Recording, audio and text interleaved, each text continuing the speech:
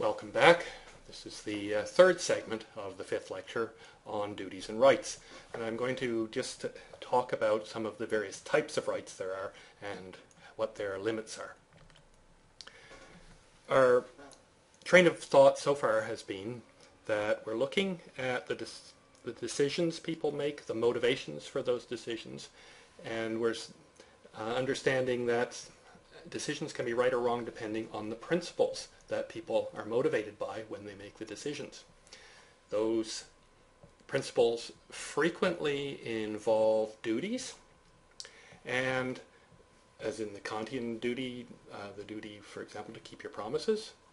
And these duties, I have observed, and I'll talk a bit more about, actually create rights in the people to whom those duties are owed. The duties are owed to people, and because the duty is owed to someone, that person has a right to expect this other person to perform. So in this case, over here, Laurie has a duty to do phi, whatever that is, and this duty is owed to Miguel, right here, and Miguel therefore has a right that Laurie do phi, whatever phi might be.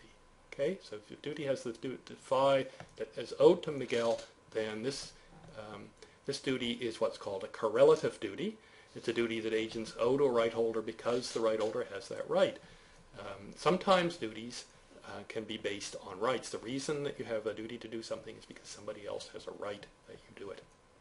And we're going to look at a couple of types of these rights, particularly promises and property rights and liberties and things like that. Now, just to clear away some misunderstandings possible, there's a distinction between moral and legal rights, and it's pretty easy. Moral rights are justified by moral theories, and legal rights are legally enforceable. They're justified by legal theories. Sometimes moral rights are also legal rights. I have a moral right not to be murdered, and that's also a legal right because anybody who murders me will be punished by the law. Sometimes moral rights may not be legal rights. I may think that I have a moral right to smoke marijuana, but maybe I don't have that legal right, and so we have some sort of tension. So there's a tension, but often there's a fair amount of overlap. There's also specific and general rights. A general right is a right whose correlative duty falls on everyone.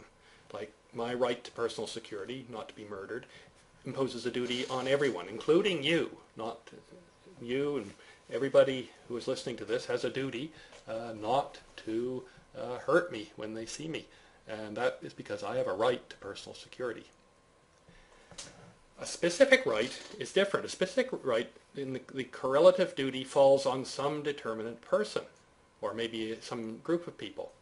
They're usually created by, specific rights usually created by promises or contracts. For example, if I loan you $5, then I have a right that you pay me back $5. I don't have a right that somebody else in another part of town pay me $5. That right is specific. It falls on you. Okay, and it was created perhaps by a contract that we signed or by a promises that we made to one another. There's also a distinction between negative and positive rights. So let's start with the positive. Positive right imposes a duty on other people to assist the person who has the right in some way. For example, maybe people have a right to welfare assistance. Okay, that's a right to assistance from the state. It's a positive right. There's always a question, though, when there's positive rights, on whom the duty falls. Who has the duty to provide that welfare assistance? Well, in most modern states, it is the state that has that. But if somebody is starving in the street, there's a lot of people watching. It's a question. That person has a right to assistance, but who is supposed to provide the assistance? On whom does the burden fall? Is always an issue. Some people don't believe, libertarians for example, don't believe in the existence of positive rights. They think there are only negative rights. Negative rights are duties not to interfere. Okay, so they're They're not duties to that people do something positive like help. There's something negative like do not interfere. These create basically liberties or freedoms from the interference of others. My freedom of expression, for example, is a right that the government not interfere with what I say. These sorts of freedoms are limited by the harm principle, which basically says that, yes, you have this right, you're free to do things, but sometimes what you want to do may infringe on somebody else's rights and may cause harm to them, and in that case you have to stop. So this is the harm principle that imposes limits on rights. The first person to articulate this is John Stuart Mill in his book on liberty, which he published soon after his book Utilitarianism, which we talked about earlier. The harm principle says that people are permitted to interfere with someone's freedom only in order to prevent harm to others. Not harm. You can't interfere with somebody's freedoms to prevent them doing harm to themselves.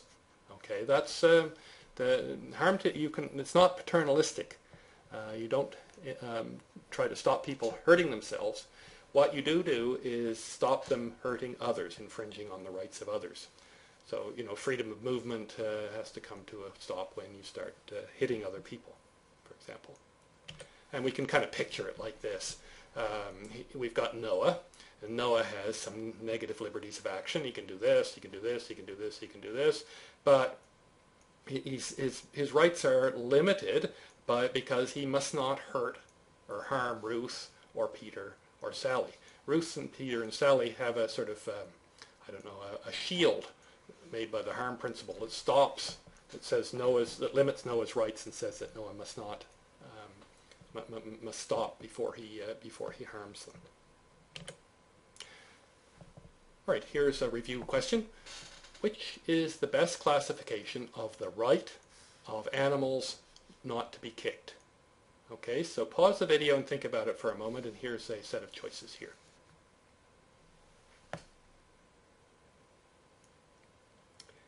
Welcome back. I hope you've committed yourself to something here. So let's work our way through this. The right of animals not to be kicked.